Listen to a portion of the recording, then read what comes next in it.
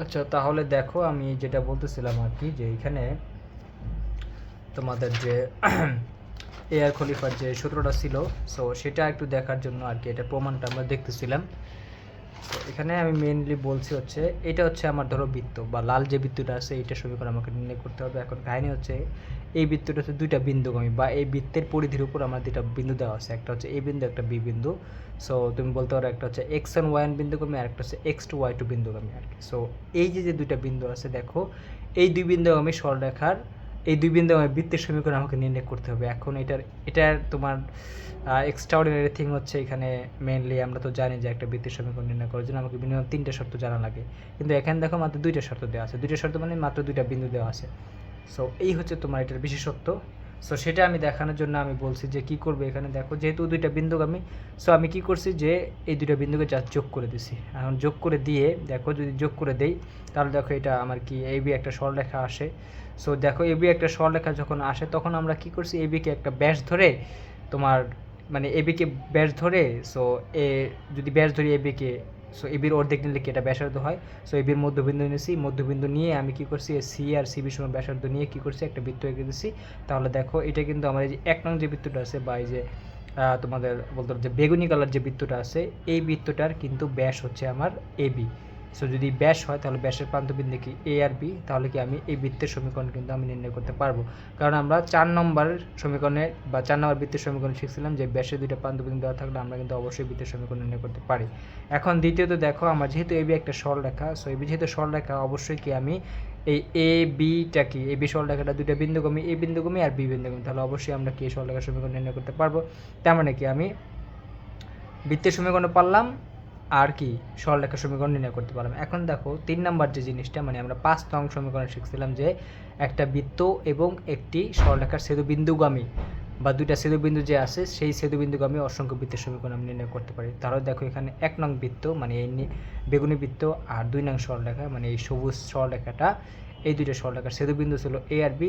এই ছেদবিন্দু বৃত্ত হচ্ছে আমার কি দেখো এই তোমাদের কি বলে এই লাল বৃত্তটা হলে, হ্যাঁ, তাহলে 1 নং বৃত্ত এবং 2 নং সরলরেখার ছেদবিন্দু বৃত্তের সমীকরণ হবে 3 নং, বা এই লালটা আর কি। সো এটাই আর কি আমরা ওইভাবে বের করতে হবে। তার মানে কি তোমাদের 4 আর 5 নং দুইটা মিলিয়ে আমরা এখানে মেনলি এই তোমার মানে আজিজুর রহমান খলিফার যে সূত্রটা সেটা আমরা বের করি। তাহলে দেখো এটা যদি আমি একটু লিখি তোমাদের এরকম করে,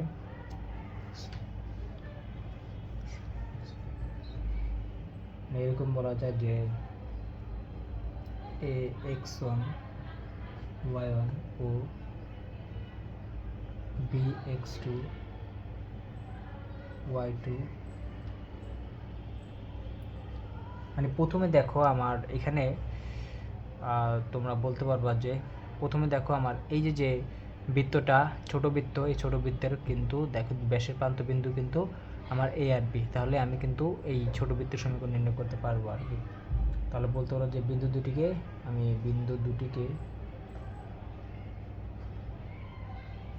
তুমি বলে ব্যাসের প্রান্তবিন্দু ধরে ব্যাসের প্রান্তবিন্দু ধরে বলতে পারো যে বৃত্তের সমীকরণ।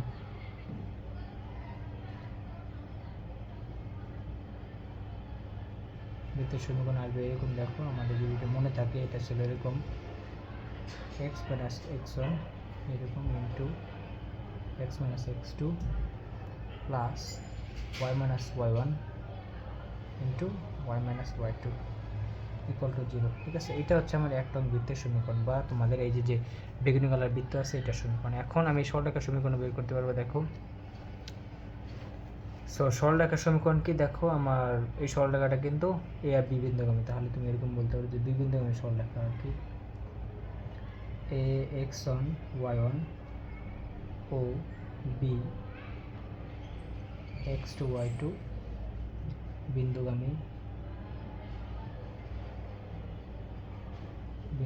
সরলরেখার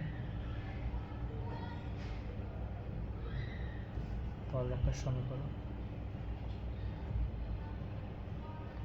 সো সেটা আমরা এরকম জানতাম যে তোমাদের x minus x one x one minus x two y minus Y one divided by y1 minus y2 এরকম ছিল। যদি তোমাদের মনে থাকে তাহলে আমি একটু এটাকে একটু ভেঙে দিই, মানে কোনাকুনি গুণ করে দিই, তাহলে দেখো কেমন আসে। এরকম আসবে, দেখো x মাইনাস x1 ইন্টু এটা আসবে ইন্টু তোমাদের y1 minus y2 equal to y minus y1 into y1 minus y2, sorry x1 minus x2 হবে মাইনাস x2। জাস্ট কোনাকুনি গুণ করে দিছি আর কি, ঠিক আছে। সো এটাকে তুমি একটু এই পাশে নিয়ে আসো, আমাকে সমীকরণ বানাতে হবে, তাহলে দেখো এরকম আসে যে x minus x1 into y1 minus y2 মাইনাসের y minus y1 into x minus এটা কি x minus x2, sorry x minus x2 equal to 0। এই হচ্ছে আমার কি, ধরো এটা হচ্ছে আমার 2 নং সরলরেখার সমীকরণ। হ্যাঁ, এবার দেখো আমরা যেটা জানতাম যে 1 নং বৃত্ত ও 2 নং সরলরেখার ছেদবিন্দুগামী বৃত্তের সমীকরণ এরকম ছিল, যে তোমাদের 5 নম্বরটা শিখছিলাম। এখানে বলা ছিল এরকম যে 1 নং বৃত্ত ও 2 নং সরলরেখার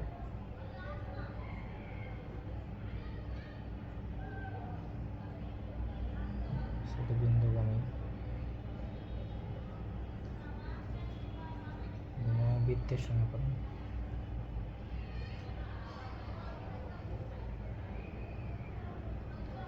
বৃত্তের সমীকরণ এটা ছিল এরকম যে তোমাদের এরকম যে বৃত্ত তারপর প্লাস দিয়ে কে ইন্টু সরলরেখা, একদম সহজ, ইকুয়াল টু 0 আর কি, ঠিক আছে। সো এখানে অবশ্যই কে এর মানটা 0 হতে পারবে না, এটা তোমরা আগে থেকে জানো, তাহলে আমি জাস্ট মানটা বসে দিই। দেখো বৃত্তটা কী ছিল, এই যে আমি যে আগেই বলছিলাম যে এই অংশটা হচ্ছে এইটা, যে x minus x1 into x minus x2, হ্যাঁ, প্লাস তুমি বলতে পারো যে y minus y1 into y minus y2, মানে এটা লিখলাম আর কি, y minus into y minus y2 এটা লিখলাম, মানে বাম অংশটা প্লাস কে ইন্টু তোমার হচ্ছে সরলরেখা। দেখো এবার সরলরেখাটা আমি কোনটা পেয়েছিলাম, এই যে 2 নম্বরে এটা আর কি, ঠিক আছে। সো এটার ক্ষেত্রে আমরা এরকম দেখো যে x মাইনাস x1 ইন্টু এরকম যে y মাইনাস y2 এরকম, ঠিক আছে, minus y minus y1 into x1 minus x2 equal to 0, ঠিক আছে। এইটাই হচ্ছে আমি দেখো এই যে তোমাদের এই সূত্রটা আমি দেখাচ্ছি যে এয়ার খলিফার যে সূত্রটা ছিল এটাই হচ্ছে এটা, ঠিক আছে। সো এটাই প্রমাণটা, সো এই সূত্রটাই আর কি, এটাই প্রমাণ হয়ে গেছে। সো এখানে অবশ্যই K is not equal to 0, ঠিক আছে, কে 0 হতে পারবে না, এটা হচ্ছে শর্ত, কারণ কে যদি 0 হয়ে যায় তাহলে দেখো এই পুরো অঙ্কটা 0 হয়ে যায়, তার মানে কি এটা কিন্তু আমার বৃত্তটায় চলে আসে, ঠিক আছে, বা 1 নং বৃত্তটা চলে। সো এই ছিল তোমাদের প্রমাণ। কারণ কেটা দেখো 0 হলে দেখো এখানে এ আর বিন্দু দিয়ে কিন্তু আমার এই 1 নং বৃত্তটা হবে, লাল বৃত্ত না গিয়ে লালটা না এসে এই 1 নং বৃত্তটা চলে আসবে, ঠিক আছে। সো কেটা কখনো 0 হবে না আর কি, ঠিক আছে। সো আপাতত তোমাদের মোটামুটি আমি 7টা বৃত্তের সমীকরণ দেখাইছি এখানে, তোমাদের বইতে আর কি দেখা যায় বিভিন্ন স্যার বিভিন্ন মানে যে যেটা পারছে আর কি দেখাইছে ওইরকম। সো আমি মোটামুটি সব বই থেকে একটু টাচ করে দেখাইলাম তোমাদের 7টা বৃত্তের সমীকরণ।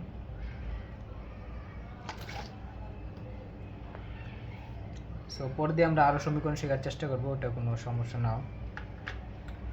তোমাদের আসলে এখানে আমরা আসলে আরও কয়েকটা জিনিস জানতাম, বা তোমাদের যখন সরলরেখা পড়াইছেন তখন তোমাদের ওখানে যেমন স্থানাঙ্ক পড়ানোর সময় আমি ওখানে দেখেছিলাম কার্তেশীয় স্থানাঙ্ক, তারপরে তোমাদের পোলার স্থানাঙ্ক ব্যবস্থা এরকম দেখাছিলাম। সো এখানেও আসলে পোলার দিয়ে আমরা কিছু জিনিস শিখবো। তোমাদের আরেকটা সমীকরণ আছে, এটা হচ্ছে একটু ডিফারেন্ট, ওটাকে বলে তোমাদের প্যারামেট্রিক ইকুয়েশন বা পরামিতিক সমীকরণ আর কি, ঠিক আছে, এরকম আছে। সো বা পরামিতিক সমীকরণ বলতে পারো বা প্যারামেট্রিক ইকুয়েশন বলে ওরা, হ্যাঁ।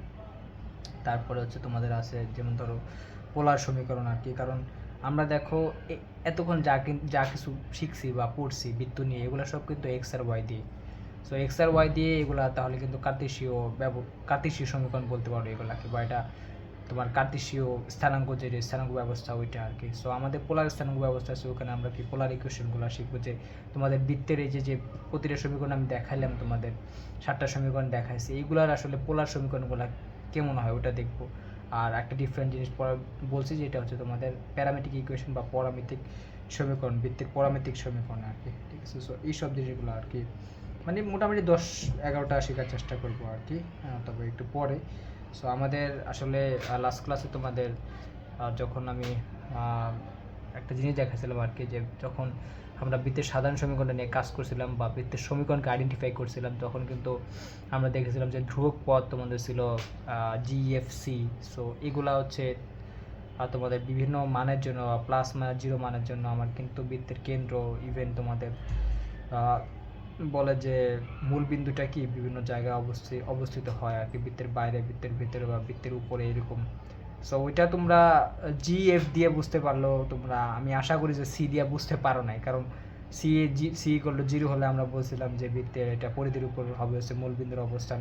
আমি লাস্ট ক্লাসে বলছিলাম যে তোমার জি আর এফ এর যেই মানগুলো আছে 0 প্লাস মাইনাস, এগুলো দিয়ে বোঝা হচ্ছে তোমার বৃত্তের কেন্দ্রটা কোথায় অবস্থিত, আর তোমাদের সি এর মান দিয়ে বোঝায় যে মূলবিন্দু কোথায় অবস্থিত। হ্যাঁ, সো সি এর মানগুলো একটু কনফিউশন ছিল, যে ওখানে 0 হলে আমরা জানি যে এটা হচ্ছে মূলবিন্দুটা হচ্ছে আমার কি বৃত্তের উপরে অবস্থিত বা পরিধির উপরে অবস্থিত হয়। তারপর প্লাস হলে হচ্ছে তোমার বাইরে হয়, সি এর মান, মাইনাস হলে কি আমার বৃত্তের তুমি বলতে পারো বৃত্তের ভেতরে হয় হচ্ছে মূলবিন্দু। সো এই জিনিসগুলো তোমরা আসলে বুঝতে পারো না, আমি একটু মুখস্থ এখানে তোমাদের দেখাইছিলাম মনে রাখার জন্য আর কি। সো ওইটা শেখার জন্য আমাদের একটা জিনিস শিখতে হয়, আমি লাস্ট ক্লাসে বলছিলাম যে তোমাদের মানে একটা বলতে পারো যে একটা তোমাদের একটা বৃত্তের সাপেক্ষে বিন্দুর অবস্থান এরকম।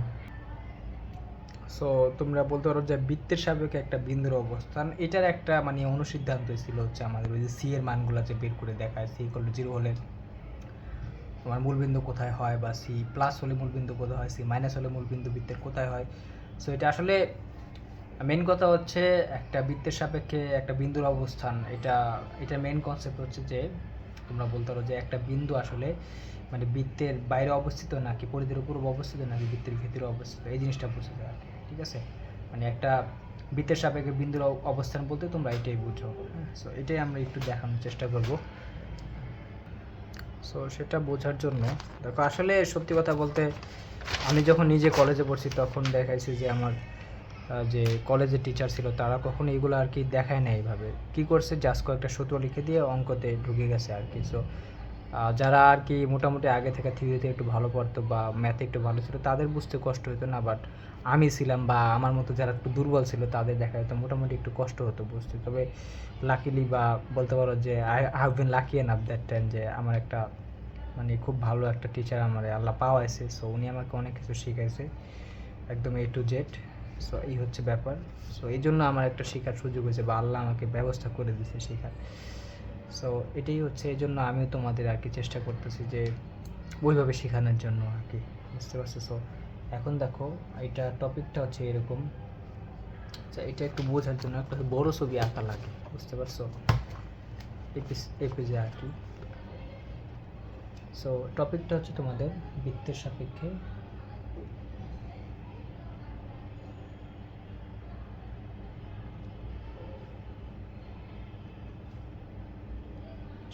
কি বিন্দুর অবস্থান, যে কোনো বিন্দুর অবস্থান।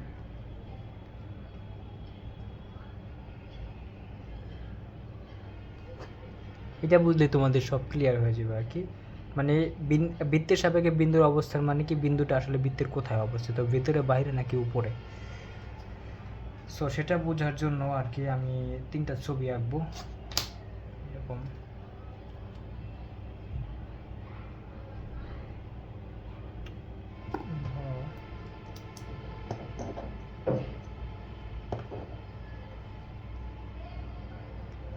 যেমন তোমাদের ধরো একটা বৃত্তের সমীকরণ দেওয়া আছে এরকম, মানে সাধারণ সমীকরণটাই আমরা নেই এইরকম আর কি। ধরো আমরা জানতাম যে x² +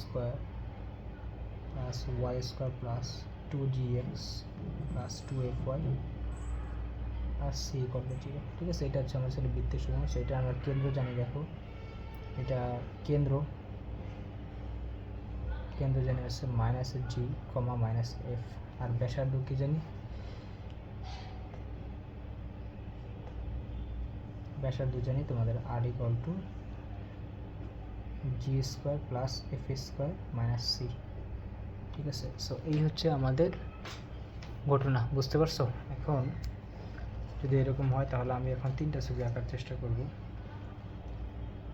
সো বৃত্তের সমীকরণ দেওয়া মানে আমি কিন্তু বৃত্তের কেন্দ্র আর ব্যাসার্ধ এই দুটো জিনিস জানি আর কি। ঠিক আছে, এখন দেখো এখানে ধরো আমি একটু মানে 3টা কেজ হতে পারে, একটু ছোট করে আঁকি, একটু উপরে আঁকি। হ্যাঁ, এখানে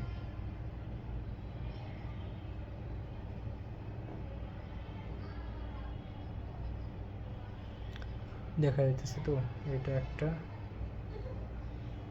এখানে একটা,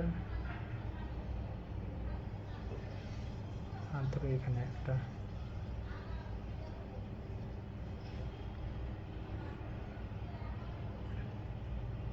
আচ্ছা, এই হচ্ছে আমার ধরো 3টা বৃত্ত আছে, মানে এই বৃত্তটা, এই বৃত্তের যে সমীকরণ আছে এটাই হচ্ছে 3টা বৃত্ত। আমি জাস্ট 3টা কেজের জন্য দেখাবো, মানে এটার বৃত্তি হচ্ছে এই 3টা আর কি। ঠিক আছে, সো এটার কেন্দ্র হচ্ছে, আমি বলছি যেহেতু এটার সমীকরণ, তাহলে কেন্দ্র যদি সি হয় অবশ্যই কি আমার এখানে কেন্দ্র হচ্ছে minus g comma minus F, এটা আমি জানি।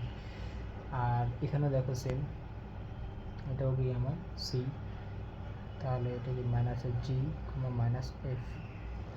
সো আর ক্ষেত্রে সেম, এটা আমার সি, তাহলে কেন্দ্র minus g comma minus F. ঠিক আছে, এরকম হচ্ছে ঘটনাটা।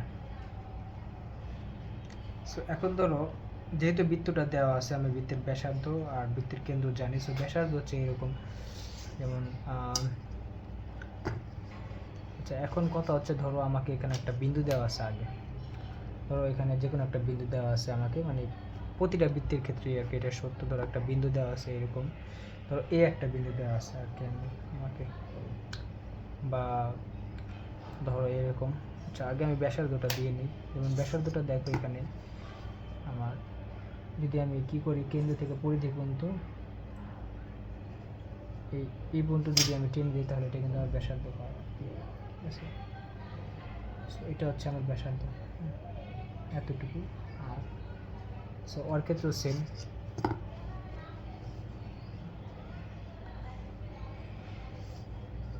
এটাও কি আমার এতটুকু। আর ওর ক্ষেত্রেও সেম,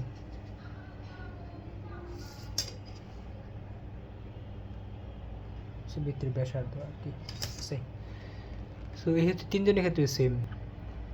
সো এখন আমি ধরো একটা বিন্দু নেই, যে কোনো একটা বিন্দু, ধরো একটা পি বিন্দু নেই আর কি। সো এখন পি একটা যে কোনো বিন্দু আর কি। ঠিক আছে, ধরো এখানে একটা বিন্দু নিলাম, এটা আমার একটা পি, ধরো x1 একটা স্থির বিন্দু আর কি, এটা কোনো চলমান বিন্দু না আর কি। ঠিক আছে, সো এখন কথা হচ্ছে এই পি বিন্দুটা আমার বৃত্তের কোথায় অবস্থিত, মানে এই বৃত্তের কোথায় অবস্থিত আর কি। সো এই পি বিন্দুটা কি আমার বৃত্তের বাইরে অবস্থিত, নাকি বৃত্তের ভেতরে অবস্থিত, নাকি বৃত্তের পরিধির উপরে অবস্থিত। ঠিক আছে, মানে বৃত্তের সাপেক্ষে আমার বিন্দুর অবস্থান বলতে আমি এই তিনটা কেসকে বুঝি আর কি। বিন্দুটা কি বৃত্তের বাইরে অবস্থিত, নাকি বৃত্তের ভেতরে অবস্থিত, নাকি বৃত্তের পরিধির উপরে অবস্থিত আর কি। ঠিক আছে, সো এখন প্রথম কেসের ক্ষেত্রে আমরা এখানে পি বিন্দুটা বৃত্তের বাইরে আঁকলাম আর কি। আর দ্বিতীয় ক্ষেত্রে আমি পি বিন্দুটা ধরো পরিধির উপর রাখি আর কি। আচ্ছা, এর আগে আমি একটা জিনিস দেখাই, এখানে আমার সি বিন্দু থেকে এই যে তোমার বিন্দুটা আছে, এই বিন্দুটাকে আমি বলে দিলাম এ বিন্দু আর কি। ঠিক আছে, তো সাইডে দিই, ধরো এটা এ বিন্দু আর কি। সো দেখো এটা যেহেতু পরিধির উপর বিন্দু, তাহলে আমাকে সি ইকুয়াল টু আর হবে। সেমভাবে সি ইকুয়াল টু আর, এখানেও কি আমার সি ইকুয়াল টু আর। ঠিক আছে, তো এই হচ্ছে তোমার অবস্থা। এখন 3টা ছবির জন্য আমি প্রথমে পি বিন্দু নিলাম। এখন কথা হচ্ছে আমার পি বিন্দুটা বৃত্তের কোথায় অবস্থিত, এই 3টা কেস কিন্তু হতে পারে। একটা কেস হতে পারে পি বিন্দুটা বাইরে অবস্থিত বৃত্তের, অথবা কি হতে পারে পি বিন্দুটা বৃত্তের উপরে বা পরিধির উপরে অবস্থিত হতে পারে, অথবা কি হতে পারে পি বিন্দুটা আমার বৃত্তের ভেতরে অবস্থিত হতে পারে। এই 3টা কেসের বাইরে কিন্তু এখানে কিছু ঘটনা করতে পারে না। সো এই 3টা ঘটনা করতে পারে। সো এখন দেখো আমি এটা দেখো এখানে আমি আঁকছি হচ্ছে তোমার পি বিন্দু হচ্ছে বৃত্তের বাইরে অবস্থিত, তাহলে এখানে দিয়ে মান পি বিন্দু হচ্ছে বৃত্তের পরিধির উপর অবস্থিত। তাহলে দেখো এখানে কিন্তু পরিধির উপর অবস্থিত হলো, এই বিন্দু তো বৃত্তের পরিধির উপরে অবস্থিত, তাহলে এটা কিন্তু আমার এরকম x1 y1, ঠিক আছে। আর এখানে ধরো পি বিন্দুটা আমার ধরো বৃত্তের ভিতরে অবস্থিত আর কি, এটা পি বিন্দু, পি x1 y1 স্থির বিন্দু আর কি, বুঝতে পারছো? সো ঘটনা হচ্ছে এটাই যে আমার বৃত্তের সাপেক্ষে বিন্দুর অবস্থান। সো এখন আমি বলে দিলাম তোমাকে যে এই যে সি হচ্ছে কেন্দ্র আর এই পি বিন্দু, সি আর সি হতে পি বিন্দু দূরত্ব আমি ধরে নিলাম ডি আর কি। ধরো এখানে তোমাদের এই যে দূরত্বটা আছে, একটু অন্য কালার দিয়ে আঁকি, এটা হচ্ছে আমার ধরো ডি দূরত্ব, মানে কেন্দ্র হতে তোমার যে বিন্দুটা আছে ওটার দূরত্ব হচ্ছে ডি। সেমভাবে এখানে দেখো আর দূরত্বটা কী হবে, এটা কিন্তু ডি হবে, মানে ব্যাসার্ধ আর ডি কিন্তু এখানে সমান হয়ে যেতেছে। সেমভাবে এখানে কিন্তু এটা কিন্তু আমার ডি হবে, ঠিক আছে, বুঝতে পারছো? আর আর তো এই পুরোটা, বুঝতে পারছো?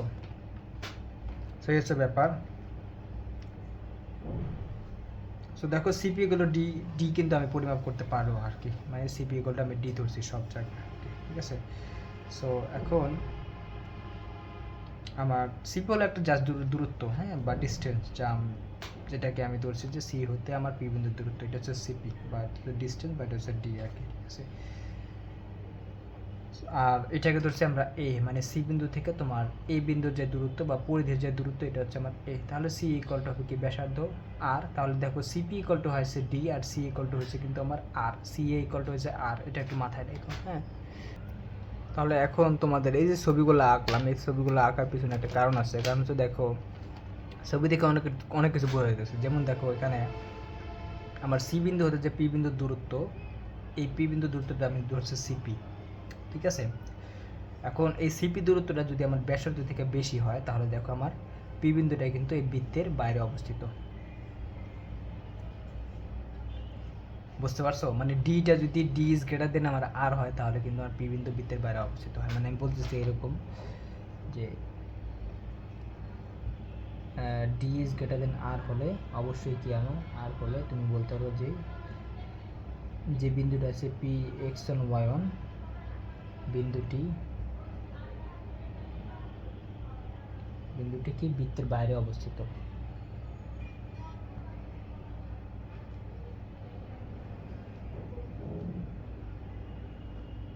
বুঝতে পারছো? এটা তো কমন সেন্স। দেখো এখানে ডিটা বড় আরটা ছোট, যার কারণে আমার অবশ্যই পি বিন্দুটা কিন্তু বৃত্তের দেখো বাইরে অবস্থিত হয়েছে।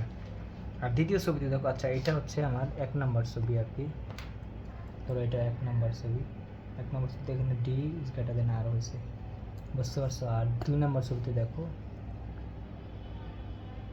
এখানে দেখো কি কাহিনীটা ঘটছে।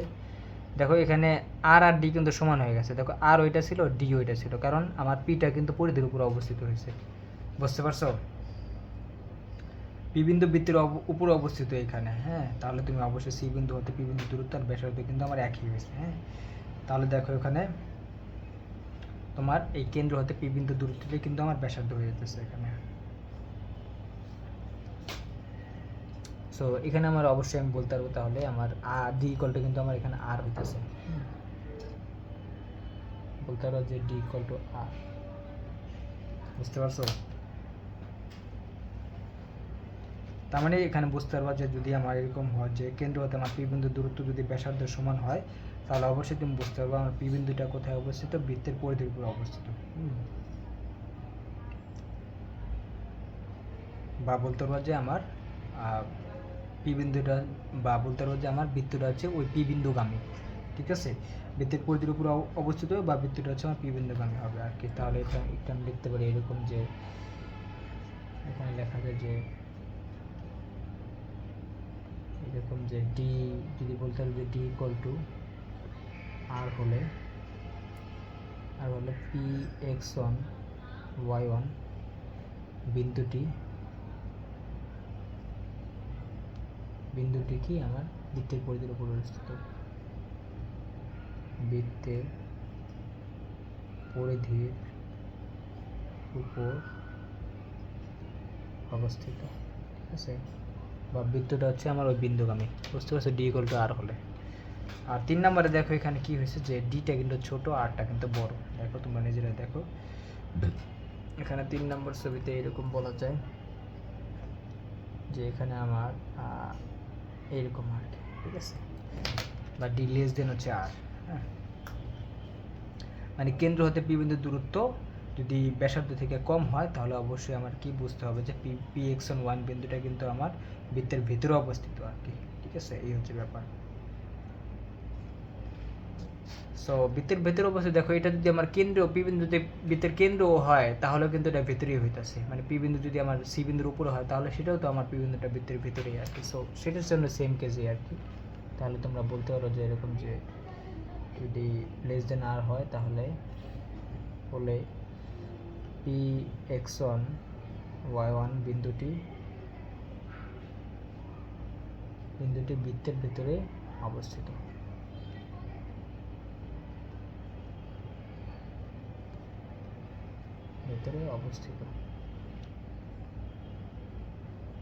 এতটুকু আশা করি বুঝতে পারছো, এটা একদম কমন সেন্স তোমাদের। হ্যাঁ,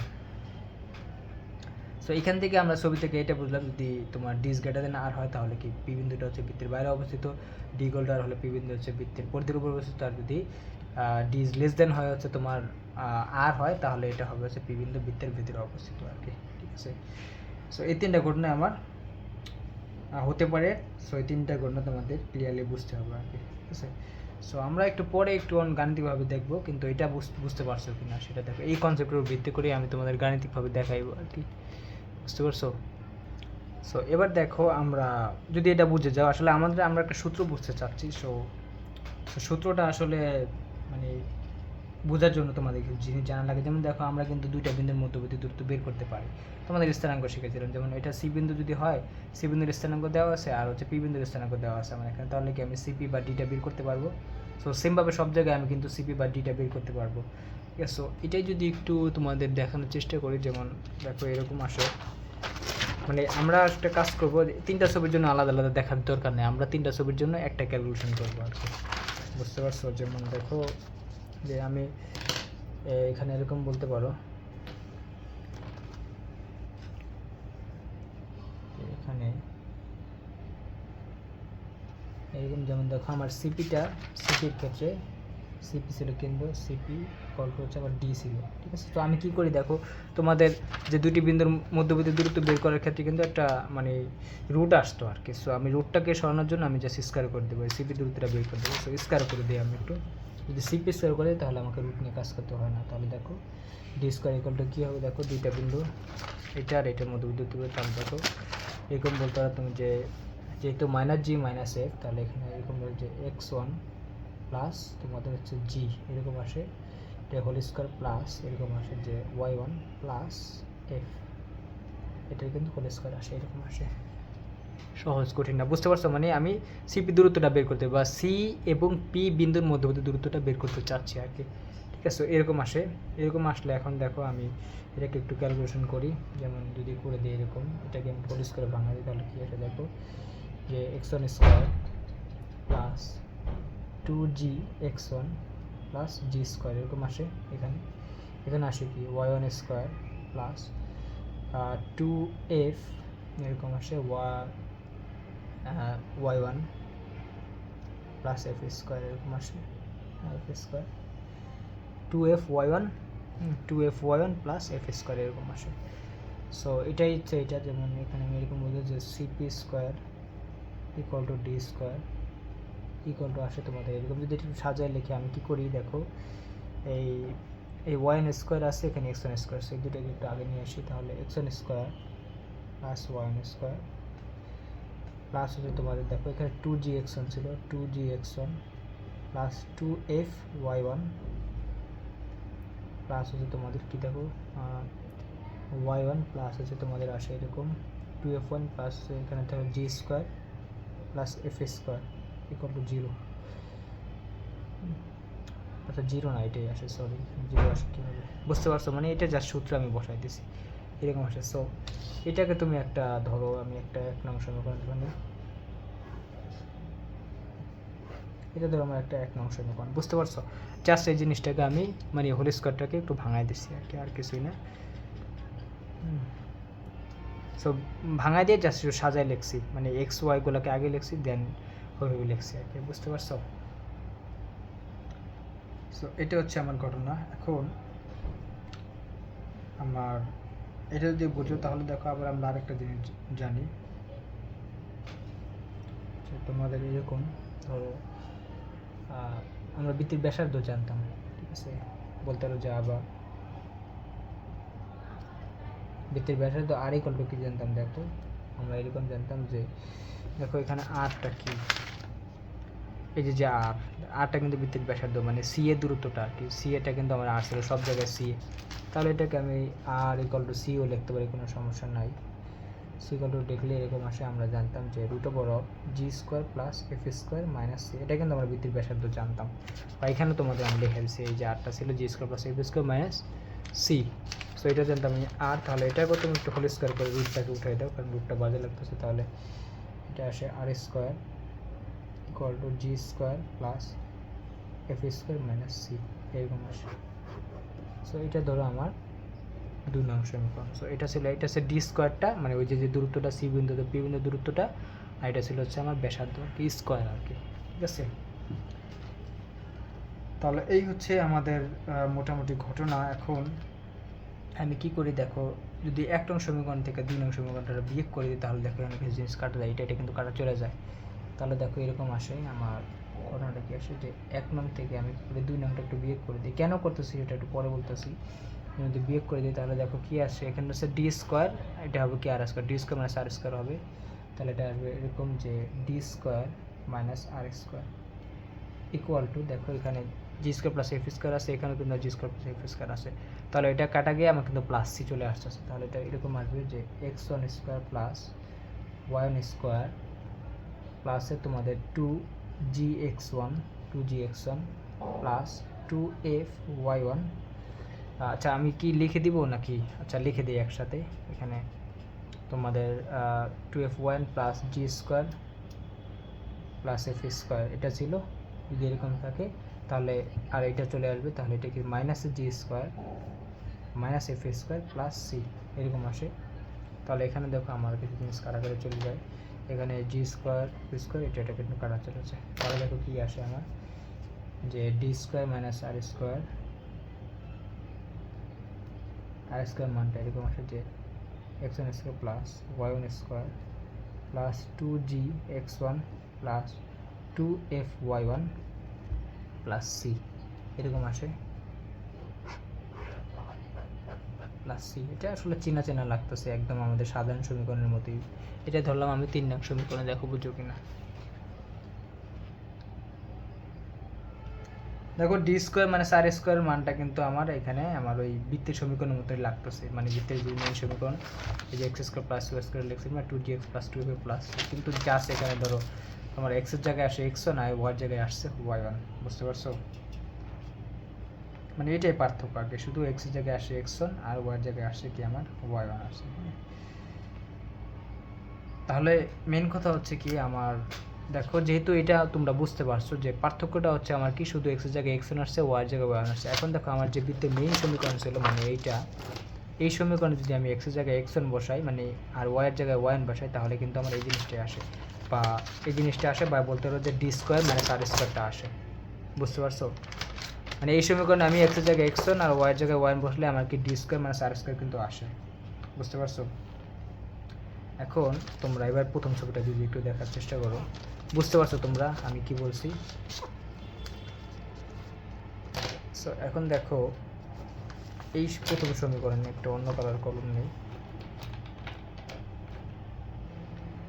লাল কলমটাই নেই। দেখো এই প্রথম চিত্রে আমরা এটা জানছি যে এখানে অবশ্যই কি আমার, যে দেখো এখানে বলছি d > r, তাহলে অবশ্যই d² > r² হবে, বুঝতে পারছো? বা তুমি এরকম বলতে পারো যে যদি এটাকে এই পাশে নিয়ে আসি তাহলে d² - r²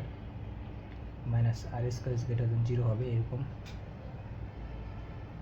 মানে প্রথম ছবিতে আমার পি বিন্দুটা অবশ্যই কি আমার বৃত্তের বাইরে ছিল, তখন আমার কি ছিল ডি ইজ গ্রেটার দেন আর ছিল, তাহলে আমি কি স্কোয়ার করে দিলাম এটাকে, এবার D square minus r square greater than 0, তাহলে ডি স্কোয়ার মাইনাস আর স্কোয়ারটা কি দেখো, D square minus r square কিন্তু এইটা তোমাদের একটু যেটা দেখাইছি, তাহলে এরকম আর কি তোমরা বলতে পারবা এরকম যে মানটা বসে দিলে এরকম আসে X one square plus Y one square plus 2gx1 plus 2f(y1) plus তোমাদের ছিল সি ইজ গ্রেটার দেন কী হবে 0 হবে, বা ইজ গ্রেটার দেন 0 মানে কি এটার মানটা পজিটিভ মানে 0 থেকে বড়, তাহলে এরকম বলতে পারবো যা, বা এরকম লেখা যায় x1 square plus y1 square plus 2gx1 plus 2f(y1) plus C equal to কি একটা প্লাস মান আসবে আর কি, বুঝতে পারছো?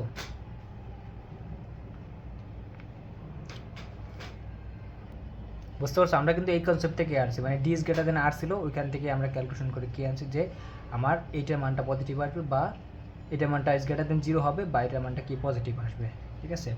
তাহলে ব্যাপারটা কী দেখাচ্ছে যে D square minus r square এটার মান তো আমার মানে তোমার দেখো D square minus r square এটার মানটা কী আসলে, এটার মানটাই তো আমার এইটা আর কি, মানে আমি বৃত্তের সমীকরণে জাস্ট এক্সের জায়গায় x1 বসেছি আর ওয়াই জায়গায় কি আমি y1 বসাইছি, বুঝতে পারছো? আশা করি প্যাচ লাগতেছে না, মানে D square minus r square এটার মানটা আমি কী বের করছি, আমি বের করছি হচ্ছে দেখো যখন এই বৃত্তের যে সমীকরণটা ছিল এই বৃত্তের সমীকরণ যে লেফট সাইডে আছে এখানে যখন আমি এক্সের জায়গায় x1 বসাই ওয়াই জায়গায় y1 বসাই তখন যে জিনিসটা আসে সেটাই কিন্তু আমার D square minus r square, so সেই জিনিসটার মান যদি আমার পজিটিভ আসে, পজিটিভ আসা মানে কি D square minus r square মানটা পজিটিভ আসছে, দেখো পজিটিভ আসা মানে কি এটার মানটা আমি x1 y1 বসাই এক্সের জায়গায় x1 বসেছি ওয়াই জায়গায় y1 বসাই যদি পজিটিভ পাই এর মানে দাঁড়াইছে কি আমার অবশ্যই কি পি বিন্দুটা বৃত্তের বাইরে অবস্থিত, সো এটার মানে যা এটার মানে কিন্তু তাই, বুঝতে পারছো? এই জিনিসটা আমি বোঝানোর চেষ্টা করছি আর কি, কারণ D square minus r square মানটাই তো আমি এখানে বসাইছি, মানে তোমার এক্সের জায়গায় x1 বসাইছি আর ওয়াই জায়গায় y1 বসাইছি, যে জিনিসটা ওটাই তো আমার কি D square minus r square মান, বুঝতে পারছো?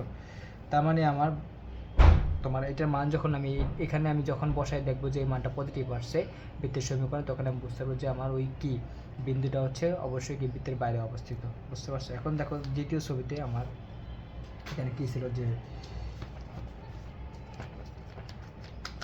এরকম হয়, এখানে আমি বলছি এরকম যে তোমাদের ডি বলে এরকম এখানে ডি ডি ডি কি অল্টো আর ছিল, সো আমি 2 স্কোয়ার করে দিলাম মানে এটা, তাহলে এখানে আমার কি হবে যে D square minus r square equal to আর কি 0 এরকম আসে, তাহলে দেখো এখানে কি আসে এটা ডান দিয়ে দিই, এখানে আসবে হচ্ছে এরকম যে D square minus r square মানে কি, মানে হচ্ছে আমার এই যে এটা আর কি, বা এটাকে এখানে x1 আর y1 বসাইছি, তাহলে এটা হবে এরকম x1 square plus y1 square plus 2gx1 plus 2f(y1) plus C equal to 0, বুঝতে পারছো?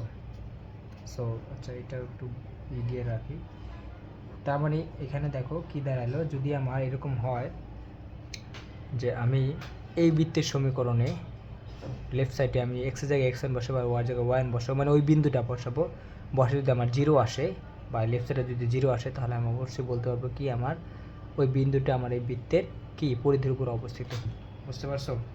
মানে বৃত্তের সমীকরণে বিন্দুটা বসানোর পর যদি দেখি আমি 0 আসে তাহলে আমি অবশ্যই বলতে পারবো, মান যদি 0 আসে তাহলে বুঝতে পারবো যে বিন্দুটা বৃত্তের পরিধির উপর অবস্থিত আর কি, ঠিক আছে? এবার 3 নম্বর ছবিতে দেখো আমার এখানে এরকম, এখানে হচ্ছে আমার ছিল এরকম যে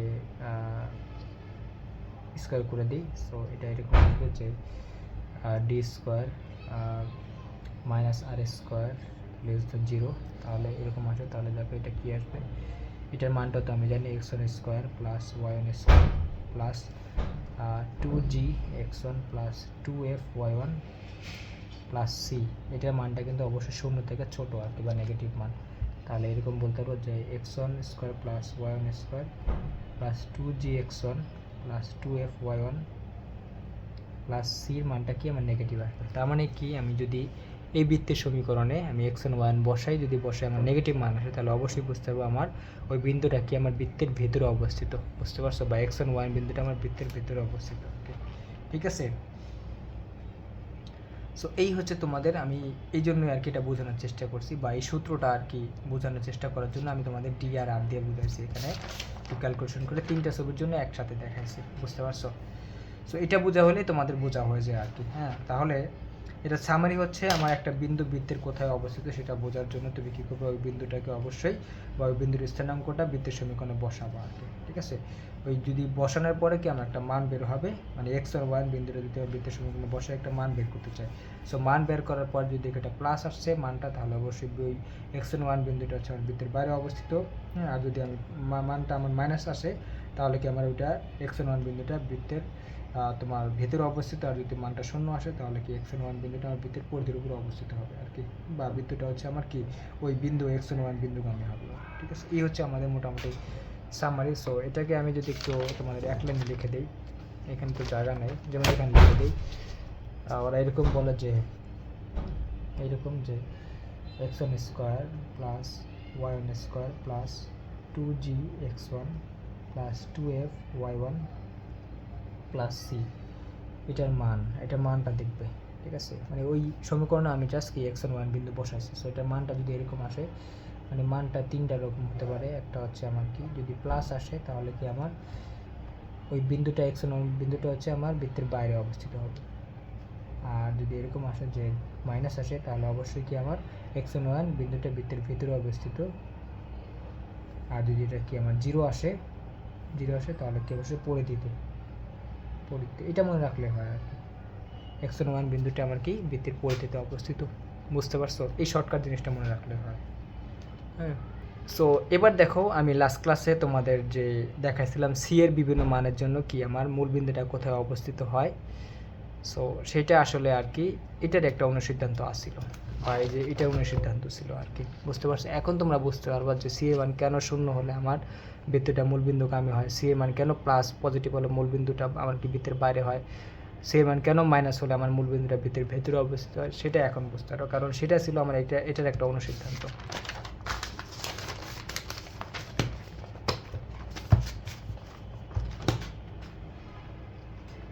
সো যদি অনুসিদ্ধান্ত একটু দেখি, সো অনুসিদ্ধান্তটা বোঝার জন্য তোমরা এখানেও আমরা তিনটা ছবি আঁকে ছোটো করে। এটা হচ্ছে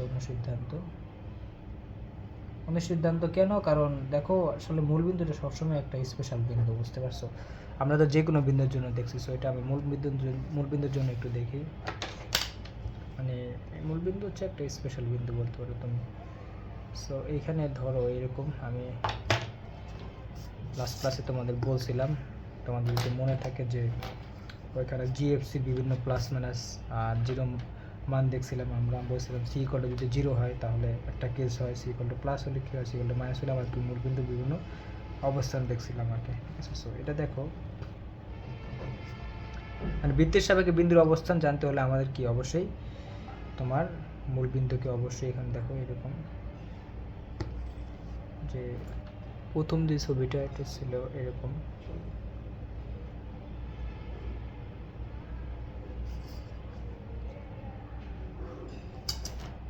সো এটা হচ্ছে ধরো আমার কি এক্স প্রাইম, এটা ওয়াই প্রাইম হলে এটা হচ্ছে আমার মূলবিন্দু আর কি। ঠিক আছে, এটা আমার কি মূলবিন্দু।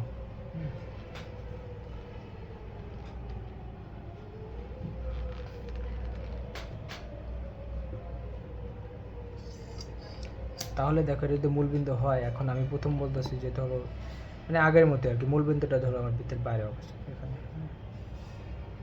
আর এটা হচ্ছে আমার বৃত্ত।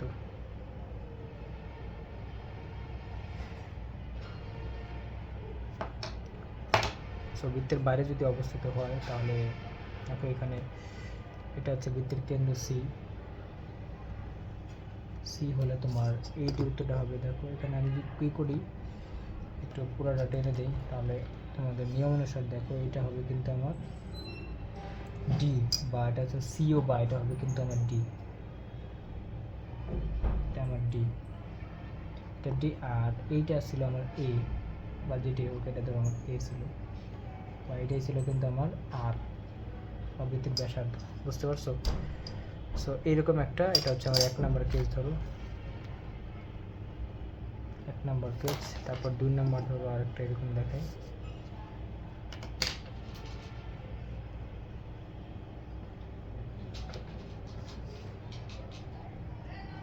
ছোট করে আঁকলে ভালো হতো, 3টা ছবি তো।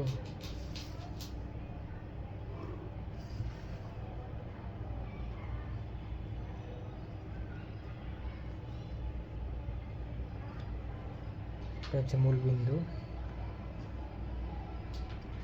আর কি। হ্যাঁ, সো এখন দেখো ধরো এরকম আর কি,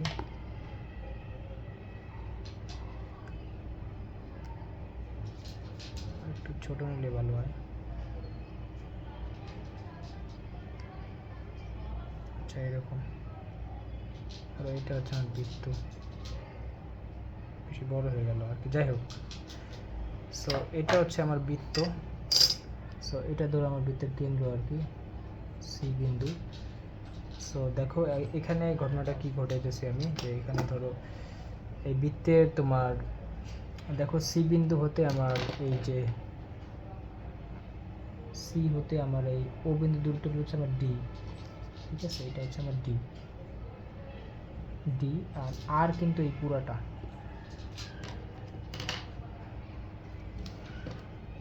এই এই পুরাটা হচ্ছে আর,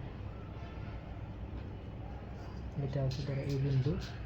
সো আমার এই পুরোটা হচ্ছে আর, দেখো আরটা কিন্তু এখন ডি থেকে বড় আর কি, বুঝতে পারছো। এবার আরেকটা ছবি হতে পারে, এটা ছোট করে আর কি,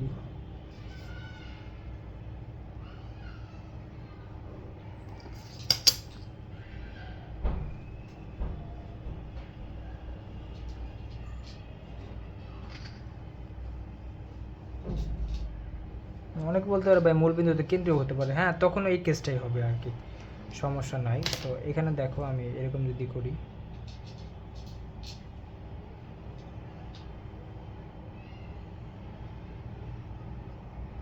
দেখো এখানে কিন্তু আমার তোমার বৃত্তটা কিন্তু মূলবিন্দুগামী আর কি, ঠিক আছে। সো এটা কিন্তু আমার, এটাই কিন্তু বৃত্তের ব্যাসার্ধ, এটাই কিন্তু আমার ডি আর আর দুইটাই, ঠিক আছে। সি এটাই আমার ডি, এটাই আমার কি আর, বুঝতে পারছো, এটাই এই বিন্দু এখানে। দেখো বুঝো কিনা, মানে আগের মতো আঁকলাম, এখন কেন এরকম করে আঁকলাম সেটাই বোঝানোর চেষ্টা করছি।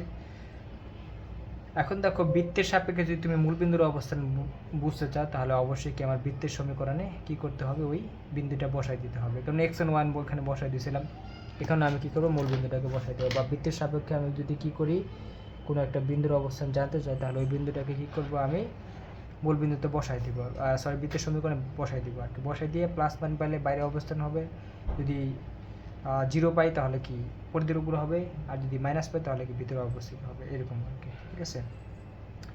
তার মানে কি বৃত্তের সমীকরণ যাই হোক না কেন, আমি জাস্ট কি করব, যে বৃত্তের সমীকরণে x equal to x one বসাবো, ওয়াই ইকুয়াল টু ওয়ান বসাবো, এরকম।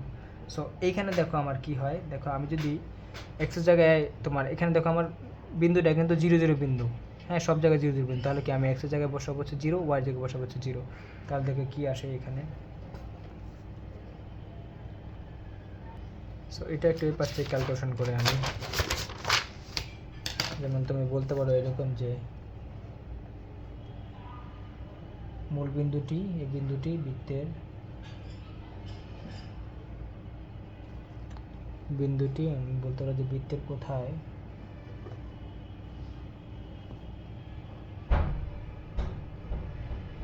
কোথায় অবস্থিত তাও জানার জন্য তুমি কী করবো, জাস্ট বসাই দিবে বৃত্তের সমীকরণ, জাস্ট বসাই দেবে এটা। যেমন আমার এটা ছিল এরকম যে এক্স স্কোয়ার, বৃত্তের সমীকরণ ছিল এটা Y square plus 2dx plus 2fy plus C, এটা ছিল লেফট সাইডটা। তাহলে আমি এখানে এক্সের জায়গায় বসাবো হচ্ছে তোমার সেটা ইকুয়াল হবে, এক্স জায়গায় বসাবো জিরো, ওয়াই জায়গায় বসাবো জিরো, কারণ ওখানে এক্স ইকুয়াল টু এক্স এর বসে, ওয়াই জায়গায় ওয়াই এন বসেছি, এখানে কি জিরো জিরো হবে, তাহলে এটা হবে zero square plus zero square plus হয় তোমাদের 2g into zero plus 2f into zero plus C. তাহলে দেখো সব জিরো হয়ে যাবে, শুধু সি থাকবে, ইকুয়াল টু সি, এটা আসছে, শুধু সি আসছে। দেখো তার মানে কিন্তু অবশ্যই আমার এখানে সি এর মান উপর নির্ভর করতেছে যে আমার মূল বিন্দুটা বৃত্তের কোথায় অবস্থিত হবে, বুঝতে পারছো, শুধুমাত্র সি থাকতেছে, তার মানে সি এর মান উপর ডিপেন্ড করতেছে আমার মূল বিন্দু বৃত্তের কোথায় অবস্থিত হবে, বুঝতে পারছো তোমরা। কারণ আমরা এই সমীকরণে কি করছি, যে বা তুমি এরকম বলতে পারো, যদি একটু বাংলা লিখে দিই আমি, যে x one square plus Y one square plus এরকম যে 2g x1 plus 2f y1 plus C, এটা ছিল এই যে এটার জন্য কিন্তু আমি কি করছি সমীকরণে কি করছি মানে এটাই আর কি, ওখানে এক্স ওয়ান ওয়ান এখানে হচ্ছে 0 0 আর কি, ঠিক আছে। সমীকরণে আমি কি 0,0 এটা কি বসিয়ে মান বলতে হবে যে বসিয়ে মান আমি সি পেয়েছি, ঠিক আছে। সো সি পাইছি, পাইলে কি তবে আমি কি করবো যে বলতে হবে যে সি এর মানের উপর নির্ভর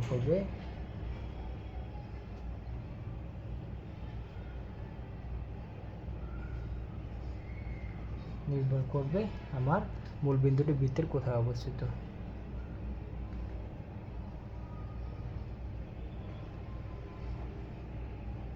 বৃত্তের কোথায় অবস্থিত,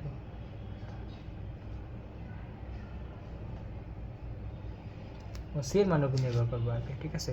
তাহলে দেখো সেম কেস আর কি, দেখো এটা যেই কথা এটা কিন্তু একই কথা, হ্যাঁ মানে এইটা যে কথা সি একই কথা আর কি। তাহলে সি যদি প্লাস হয় তাহলে মূলবিন্দু বাইরে অবস্থিত হবে, সি যদি কি আমার মাইনাস হয় তাহলে মূলবিন্দু বৃত্তের ভেতরে অবস্থিত হবে, সি যদি আমার 0 হয় তাহলে মূলবিন্দু পরিধির উপর অবস্থিত হবে। তাহলে তুমি এরকম বলতে হবে যে সি এর যে মানটা আসবে, মানটা যদি আমার কি হয় প্লাস হয় তাহলে কি হবে আমার এরকম হচ্ছে বাইরে হবে, মানে মূলবিন্দুটা হচ্ছে বাইরে অবস্থিত হবে, মানে আগের মতোই। সি যদি আমার কি হয় ধরো মাইনাস হলে এটা হচ্ছে ভিতরে অবস্থিত হবে মানে মূলবিন্দুটা, আর সি এর মান যদি আমার কি হয় তুমি বলতে পারো যে যদি 0 হয় তাহলে পরিধিতে অবস্থিত হবে মূলবিন্দু, পরিধিতে অবস্থিত হবে, ঠিক আছে। বা মূর্তিটি বা বৃত্তটি আমার কি মূলবিন্দুগামী হবে, বুঝতে পারছো। তাহলে দেখো মানে মূলবিন্দু কোথায় অবস্থিত সেটা বোঝার জন্য আমার কি শুধু ধ্রুবক পথটা তুমি সমীকরণ ধ্রুবক পথটা দেখলে বুঝতে পারবা, ঠিক আছে, কারণ বাকি সব তো আমার 0 ছিল। তাহলে সি এর মান দেখে তুমি বুঝতে পারবা, কারণ এখানে দেখো আমার এই যে প্রথম কেসটা এখানে কি হবে, তাহলে দেখো এখানে কিন্তু আমার সির মানটা পজিটিভ হবে, কারণ এখানে কি হচ্ছে আমার মূলবিন্দুটা কিন্তু বৃত্তের বাইরে অবস্থিত। তাহলে এটা প্রথম কেস হবে সি ইকুয়াল টু প্লাস। দ্বিতীয় ক্ষেত্রে দেখো আমার মূলবিন্দুটা কিন্তু বৃত্তের কি আমার ভেতরে অবস্থিত, তাহলে এখানে সি ইকুয়াল টু মাইনাস, আর এখানে দেখো পরিধিতে অবস্থিত, তাহলে সি ইকুয়াল টু এখানে কি সি ইকুয়াল টু 0 বা মূলবিন্দুগামী আর কি, ঠিক আছে। সো এটার ক্ষেত্রে আমার কি আসছিল দেখো এখানে অবশ্যই এরকম ছিল যে ডি ইজ গ্রেটার দেন আর, এখানে দেখো, আর এখানে হচ্ছে আমার কি লেস দেন আর এরকম এটা, এখানে কি আমার যে ডি ইকুয়াল টু আর, বুঝতে পারছো এরকম। সো এই হচ্ছে তোমাদের ব্যাপার। তাহলে তোমরা লিখে দিতে পারবা যে বৃত্তের সমীকরণ হতে শুধু সির মান তুমি দেখলে বুঝতে পারবা যে মূলবিন্দু বৃত্তের কোথায় অবস্থিত। আমি একটু লিখে দিলে এরকম যে বৃত্তের, এটা লিখে রাখবো আর কি, বৃত্তের সমীকরণ হতে শুধু সি এর মান দেখেই বুঝতে পারবে, এই যাও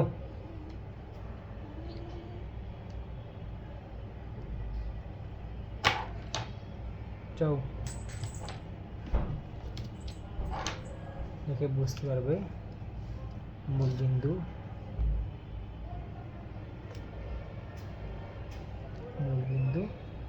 ওই বৃত্তের কোথায় অবস্থিত।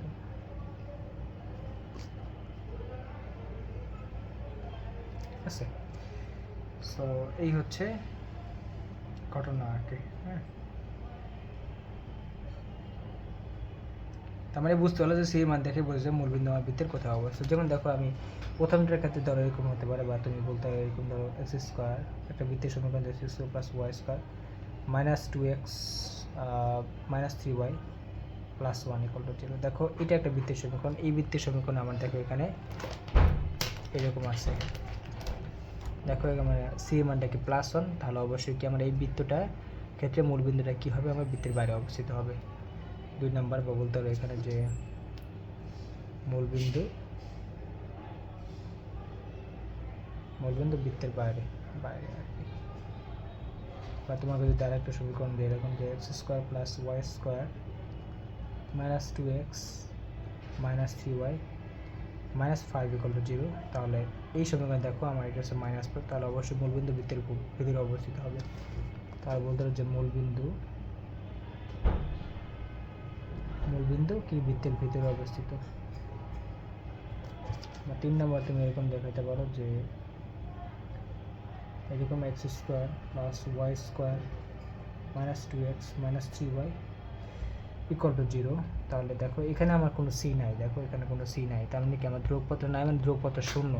ধ্রুবপত্র শূন্য হয় তাহলে কি আমার মূলবিন্দুটা হচ্ছে বৃত্তের পরিধিতে অবস্থিত। তাহলে বলতে হবে যে মূলবিন্দু এই বৃত্তের পরিধিতে।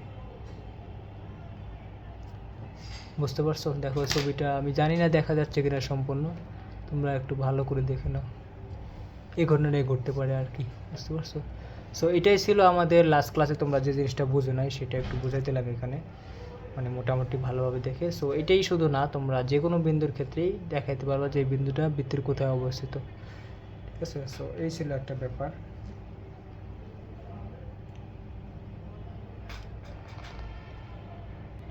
আচ্ছা, এটা যদি বুঝে যাও তাহলে আরও কিছু জিনিস শিখতে হয় আমাদের। সো দেখো এরকম, যেমন তোমাদের অনেক সময় এরকম বলে যে মানে বৃত্তের সমীকরণ হতে সরাসরি তোমাদের কি বলে যে বৃত্তের কেন্দ্র আর ব্যাসার্ধ বের করতে বলে আর কি। সো সেটা যদি একটু বুঝো, যেমন এরকম যে কেন্দ্র দেওয়া থাকলে তুমি বা তোমরা এরকম বলতে পারো যে আমরা তো দেখো বৃত্তের সমীকরণ দেওয়া থাকলে তো কেন্দ্র বের করতে পারি, কোনো সমস্যা নাই। সো এটা উল্টাটা তুমি করতে পারো যে কেন্দ্র দেওয়া থাকলে আমরা বৃত্তের সমীকরণ বের করতে পারবো, কোনো সমস্যা নেই। সো দেখো এরকম তুমি যেটা আছে সেটাই করতে পারো, যে কেন্দ্র দেওয়া থাকলে এরকম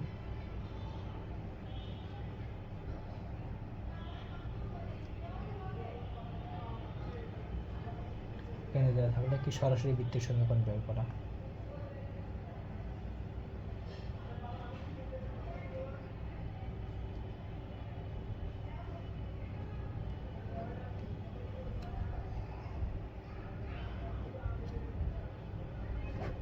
যেমন দেখো আমার এরকম ছিল, ধরো কালো কলম, ধরো আমরা তো জানতাম যে যদি কেন্দ্র থাকে এরকম,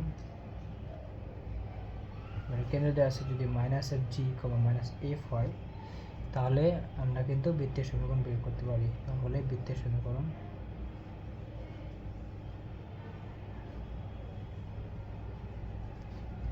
এটা কি হয় দেখো, x² plus y² plus 2gx plus 2fy plus c equal to 0।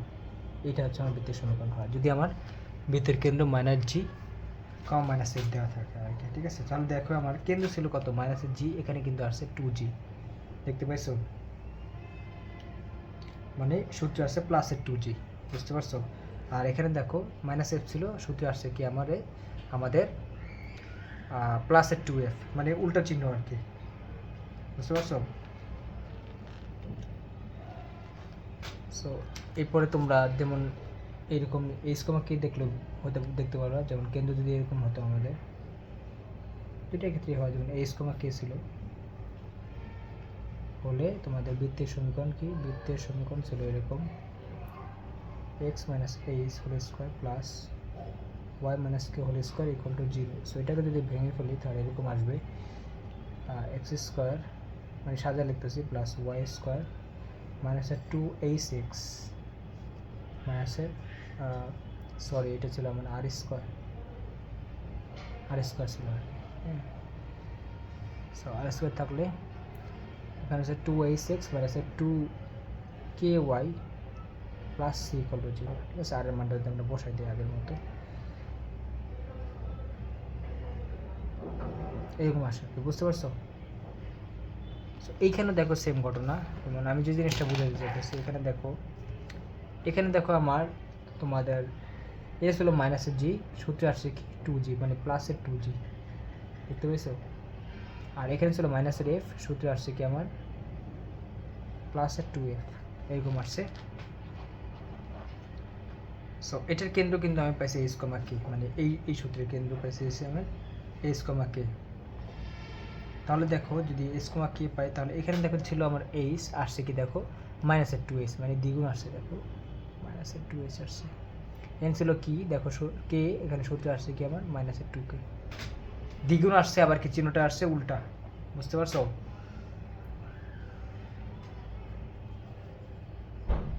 মানে প্লাস ছিল, এটা ছিল প্লাস, এখানে চলে আসছে মাইনাস, এটা ছিল মাইনাস, এখানে চলে আসছে প্লাস, মানে উল্টা, ঠিক আছে। সো এখন দেখো, আর আমরা তো জানি যে এস স্কোয়ার প্লাস কে স্কোয়ার মাইনাস আর স্কোয়ারকে আমরা বলতেছি হচ্ছে তোমার এখানে সি, বুঝতে পারছো?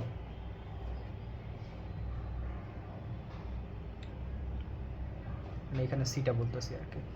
তোমার যে আমাদের ওখানে ধ্রুবকপত্র ছিল না, যে তোমাদের আমি দেখাচ্ছিলাম যে এস স্কোয়ার প্লাস কে স্কোয়ার প্লাস আর স্কোয়ারকে আমরা সি বলে দিয়ে এখানে জাস্ট সিটা বসাই দিয়েছি এখানে, ঠিক আছে। সো এই হচ্ছে তোমাদের ঘটনা।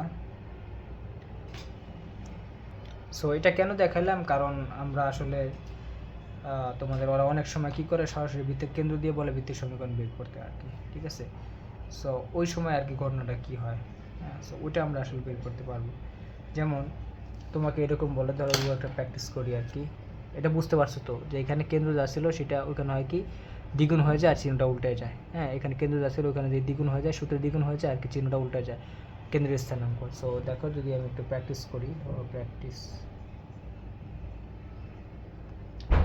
করলে ধরো এরকম, ধরো একটা কেন্দ্র দেওয়া আছে আমার 2,3, ঠিক আছে, এরকম দেওয়া আছে। সো এখন যদি এরকম থাকে তাহলে তুমি, হ্যাঁ, এটা তুমি নর্মাল সূত্র এটা করতে পারো, মানে এরকম যে X minus 2 whole square plus Y minus 3 whole square equal to R square, হ্যাঁ, এটা দিয়ে করা যাবে, সমস্যা নাই। কিন্তু আমি একদম সরাসরি তোমার বের করতে চাইতেছি, মানে সরাসরি এই সূত্রটা অ্যাপ্লাই করতে চাইতেছি। সো যদি এটা অ্যাপ্লাই করতে চাই তাহলে আমরা এরকম বলতে পারি যে এক্স স্কোয়ার, বা এটাকে তুমি ভেঙে দিলেও আর কি হয়, কিন্তু আমরা সরাসরি এটাতে অ্যাপ্লাই করে দেবো আর কি। তাহলে এটা যদি সরাসরি অ্যাপ্লাই করি তাহলে তুমি X square plus Y square লিখবে। দেখো এখানে কি আছে, 2,3 আছে, 2,3 যদি থাকে তাহলে এটা হবে কি দ্বিগুণ হবে, দ্বিগুণ হয়ে চিহ্নটা হবে এখানে প্লাস মাইনাস হবে, তাহলে এটা হবে মাইনাসের 4x, এইটাও কি দ্বিগুণ দ্বিগুণ হবে, এখানে ছিল প্লাস, এখানে মাইনাস, মাইনাসের 6y এরকম plus C equal to 0। So একদম সহজে বের করতে পারি, মানে এই সূত্র দিয়ে করলে ভেঙে করলেও হবে, কিন্তু অনেকগুলো লাইন করতে হবে, কিন্তু তুমি যে সরাসরি করতে পারো একদম ইজি না। মানে আমরা আসলে এটা দিয়ে করতে চাচ্ছি না, কারণ এটা অনেক বড়ো হয় আর কি, হ্যাঁ, ক্যালকুলেশন অনেক বড়ো হয়, আর তাই ক্যালকুলেশন আমরা কমানোর জন্য আর কি এই আকারে করতে, মানে এই আকারে করতে চাচ্ছি আর কি, ঠিক আছে। আর যদিও আমরা আসলে তোমার এই আকারটা না করে আমরা জিএফসি দিয়ে অঙ্ক করি, মানে এটার থেকেও এটাই সবচেয়ে বেশি ইউজ করি, বুঝতে পারছো।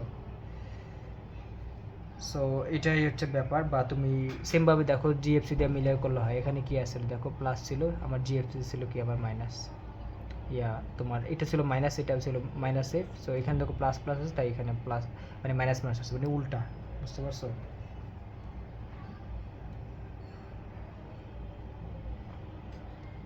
সো আমাদের এত কষ্ট করে এই সূত্র দিয়ে করার দরকার নেই, আমরা জাস্ট কি ডিরেক্ট এই সূত্রটা এখানে ইউজ করতে পারবো, মানে কিন্তু দেওয়া থাকলে ডিরেক্ট এই সূত্রের সাহায্যে আমরা কি বৃত্তের সমীকরণ বের করতে পারবো আর কি।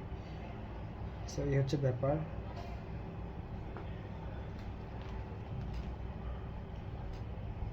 মানে এখানে আমি কি করছি, 2কে কি করছি দ্বিগুণ করে দিছি, আর হচ্ছে এখানে মাইনাস দিচ্ছি, কারণ এটা প্লাস ছিল, বুঝতে পারছো। আবার 3 জন্য আমি কি দ্বিগুণ করে দিছি, এখানে প্লাস ছিল, এখানে মাইনাস দিচ্ছি আর কি, ঘটনাটা সেমই, ঠিক আছে। এই হচ্ছে ব্যাপার। সো দেখো, বা আরও দু একটা তুমি দেখতে পারো, যেমন 2 নম্বর ধরো তোমাকে একটা কেন্দ্র বলে দিলে, এরকম কেন্দ্র বলে তোমাদের -5, -7 এরকম বলে দিলে, তাহলে দেখো এটা মাইনাস মাইনাস তুমি জিএফসি চিন্তা করতে পারো, এটা দিয়ে করতে পারো, তাহলে খুব বেশি কিছু এটা হবে X square plus Y square. দেখো এখানে প্লাস মাইনাস আছে, তাহলে এটা কি প্লাস হবে, দ্বিগুণ হয়ে যাবে 10x প্লাসের 14y plus C equal to 0, এরকম আসে। বা আরেকটা ধরো এরকম দেয় যে, ধরো এরকম হলো কেন্দ্র দিল, দুইটা দুই পদ দিয়ে, একটা ধরো 2, -3, এটাও সেম, তুমি এরকম করবা যে X square plus Y square, এখানে দেখো আছে প্লাস, তাহলে এটা মাইনাস, মাইনাসে 4x দ্বিগুণ হয়ে যাবে, এটা আছে মাইনাস, তাহলে এটা প্লাস দ্বিগুণ, তার মানে 6y plus C equal to 0, -4x plus 6y plus C equal to 0 আর কি, এই হচ্ছে কথা, বুঝতে পারছো। তার মানে কি আমার, মানে সূত্রটা হচ্ছে তোমাকে এস কমা কেন্দ্র বিশিষ্ট একটা বৃত্তের কেন্দ্র বলা থাকবে, তুমি কি সরাসরি বৃত্তের সমীকরণ করতে পারবে আর কি, ঠিক আছে। মানে জাস্ট তোমার একটা কেন্দ্র দিয়ে দিবে আর কি, এস কমা কে বা যে কোনো একটা কেন্দ্র দিয়ে দিবে, কেন্দ্র দিয়ে দিলে তুমি সরাসরি কিন্তু বৃত্তের সমীকরণ বের করতে পারবে আর কি, ঠিক আছে।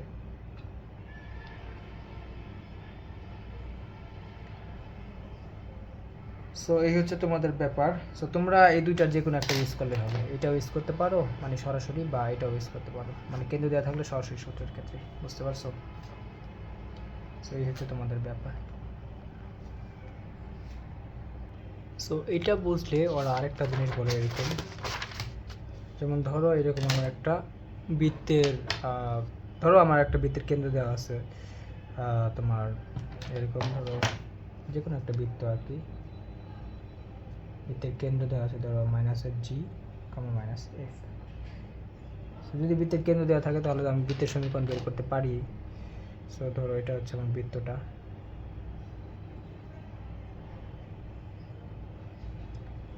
এটা হচ্ছে বৃত্ত। সো বৃত্তের কেন্দ্র দেওয়া আছে, তাহলে আমার কি বৃত্তের সমীকরণ হবে এটা x² + y² + 2gx + 2fy + c = 0। ঠিক আছে, এটা আমার কোনো আপত্তি নাই, এটা হচ্ছে আমার বৃত্তের সমীকরণ, কেন্দ্র দেওয়া আছে, আমি বৃত্তের সমীকরণ বের করতে পারি আর কি। তাহলে এখন দেখো আমি যদি বলি যে দ্বিতীয় আরেকটা বৃত্ত আছে, ধরো এইরকম,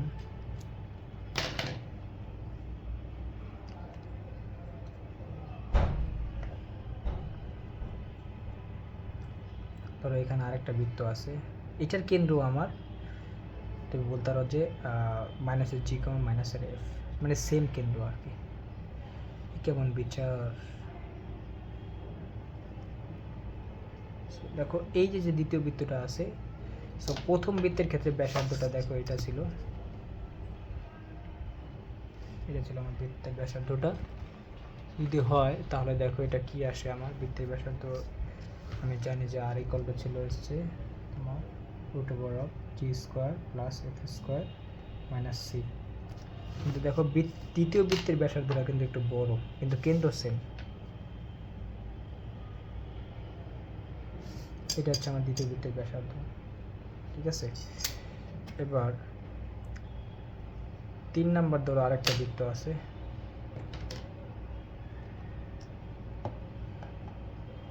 এটা আরেকটু ছোট আর কি,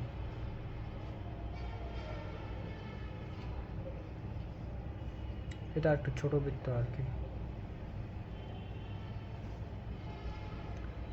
সো এই বৃত্তের ক্ষেত্রে দেখো এরকম, দেখো ওর কেন্দ্রটাও কিন্তু আমার এই -g, -h। সো ওর কেন্দ্র একটু ছোট আর কি, বুঝতে পারছো? সো আমি আরও বড় বৃত্ত আঁকতে পারি, কোনো সমস্যা নাই, তোমার আরও অনেক এরকম অনেক বৃত্ত আঁকতে পারো তুমি, কিন্তু এখানে আসল ঘটনাটা হচ্ছে এখানে কিন্তু আমার কেন্দ্র কিন্তু একটা, মানে এতগুলা যে বৃত্ত আছে এই সবগুলা বৃত্তের কেন্দ্র কিন্তু আমার একটাই, এরকমও আঁকা যায়। এই বৃত্তের কেন্দ্র কিন্তু -g, -h, -g, -f, sorry. যদি হয় তাহলে এটা কিন্তু, এটাকে বলা হয় আসলে এক কেন্দ্রিক বৃত্ত আর কি, ঠিক আছে। ওরা বলে এরকম এক কেন্দ্রিক বৃত্তের সমীকরণ আর কি, যদি তোমাকে বের করতে পারে।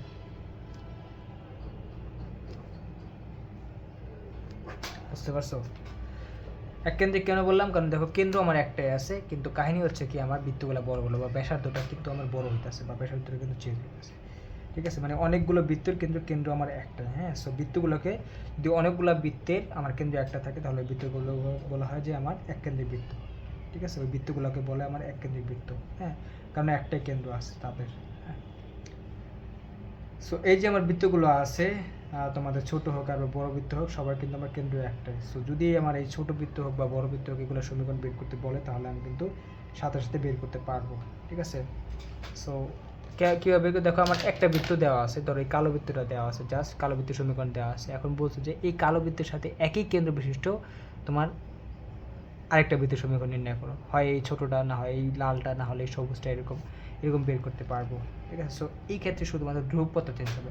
কেন ধ্রুবপথটা চেঞ্জ হবে? কারণ দেখো আমার কেন্দ্র কিন্তু -g, -f আগের মতোই আছে, কারণ আমি এখানে শিখছি যে আমার কেন্দ্র দেওয়া থাকলে আমি কিন্তু বৃত্তের সমীকরণ নির্ণয় করতে পারবো। তাহলে দেখো আর কেন্দ্র যদি আমার কী থাকে, -g, -f থাকে, তাহলে আমি বৃত্তের সমীকরণ কী হবে, দেখো এই লালটার সমীকরণ কী হবে, x² + y² + 2gx + 2fy, এরপর কি আমার সিটা জাস্ট চেঞ্জ হবে, বুঝতে পারছো? প্লাস সি, এখানে সিটা যা ছিল এখানে তা হবে না, আরেকটা হবে আর কি, বুঝতে পারছো? শুধুমাত্র ধ্রুবপথটা চেঞ্জ হবে, হ্যাঁ। কারণ বৃত্তের কেন্দ্র তো আমার এখানে কোনো চেঞ্জ হয় নাই, হ্যাঁ। বৃত্তের কেন্দ্র না চেঞ্জ হলে আমার জি আর এফটা কিন্তু আমার চেঞ্জ হইতেছে না আর কি, ঠিক আছে। সো এই হচ্ছে ব্যাপার। কারণ ভাই এক্সের শখ আর ওয়াইয়ের শখ যদি আমার চেঞ্জ হয়ে যায় তাহলে তো আমার কি হয়, তোমাদের এই দেখো এই দুইগুলো যদি চেঞ্জ হয়ে যায় তাহলে তো আমার কি বৃত্তটা চেঞ্জ হয়ে যাবে, তাই না? মানে কেন্দ্র, বৃত্তের কেন্দ্র চেঞ্জ হয়ে যাবে, বুঝো না? যদি আমার এই শখগুলো চেঞ্জ হয়ে যায়, এক্স আর ওয়াইয়ের শখ চেঞ্জ হলে আমার বৃত্তের কেন্দ্র চেঞ্জ হয়ে যাবে। সো এই হচ্ছে ব্যাপার, এই জন্য সব কিছু সেম থাকবে, যেহেতু তাদের কেন্দ্র সেম তাই কি এক্স আর ওয়াই কি সব কি পরিবর্তন হতে পারবে না, শুধুমাত্র আমার কি হবে যে ধ্রুবপদ চেঞ্জ হবে আর কি, ঠিক আছে? সো এরকম বলতে পারো যে তুমি, তাহলে এরকম বলা যায় যে এক্স স্কোয়ার প্লাস, এটা খুবই important, Y square plus 2gx plus 2fy plus C equal to 0, বৃত্তের সাথে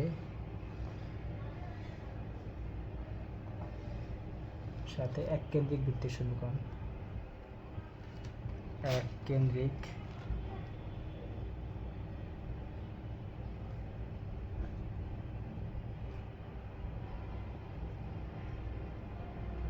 বৃত্তের সমীকরণটা কি হবে দেখো, এখানে আমার হবে X square plus Y square plus 2gx, সব সেম থাকবে, প্লাস 2fy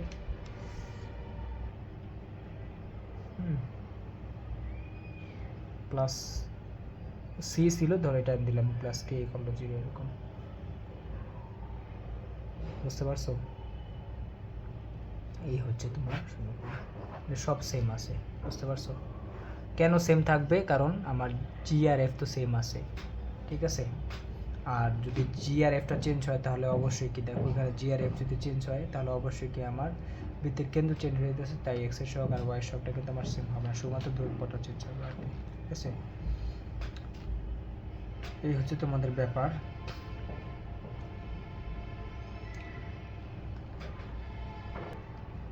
সো এটা বুঝতে পারছো আশা করি, কারণ দেখো এখানে আমি বলছি যে এক্স এর শখ ওয়াই এর শখ বা জি আর এফটা চেঞ্জ হইতেছে না, কারণ এটা চেঞ্জ হলে তো আমার কেন্দ্র চেঞ্জ হয়ে যেতেছে, তার মানে এই দেখো আমার সবার ক্ষেত্রে আমার কি হবে, জি আর এফটা সেম থাকবে, শুধুমাত্র কি হবে সিটা পরিবর্তন হবে। কারণ কেন সিটা কেন পরিবর্তন হবে? কারণ দেখো এখানে কিন্তু আমার বৃত্তের কেন্দ্রগুলা, বৃত্তের ব্যাসার্ধগুলো কিন্তু আলাদা আলাদা, দেখো ওর যে ব্যাসার্ধ, ওর ব্যাসার্ধ ছোটো, ওর ব্যাসার্ধ আরও বড়ো, ওর ব্যাসার্ধ থেকে আরও বড়ো, কিন্তু কেন্দ্র সেম, এই জন্য শুধুমাত্র আমার সিটা পরিবর্তন হইতেছে, হ্যাঁ?